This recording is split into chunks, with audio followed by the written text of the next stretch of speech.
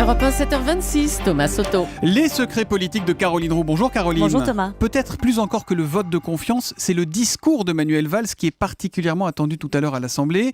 Et l'info politique, Caroline, c'est qu'il y aura un chapitre consacré à l'Allemagne, chapitre dont le ton devrait être assez ferme. Alors, ce ne sera pas en mode échevelé façon Arnaud Montebourg, non. Le Premier ministre mettra les formes pour dire que l'Allemagne reste un partenaire privilégié, qu'il faut poursuivre l'effort sur les réformes et les déficits. Mais comme me l'explique un baron socialiste, il va dire quelques vérités à nos amis allemands, comme l'urgence d'accepter une politique de relance européenne, l'urgence de ralentir la cadence sur les déficits.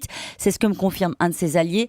On ne peut plus toucher ni à la TVA, ni aux impôts. Le seul levier aujourd'hui pour sortir de l'ornière, eh bien, c'est de faire bouger Angela Merkel vers une politique de relance européenne.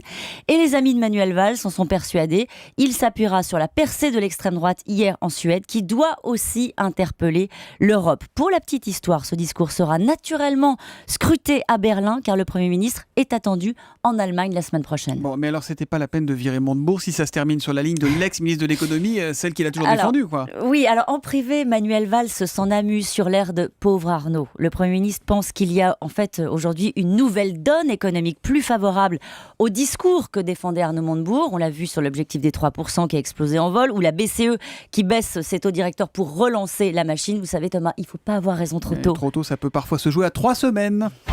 La question politique du jour, Caroline, est-ce que le PS a déjà intégré sa défaite au Sénat ? Je vais vous dire quelque chose, elle est même déjà digéré la défaite. Le PS a fait les comptes et s'apprête à céder entre 14 et 17 sièges sur les 178 qui sont renouvelables.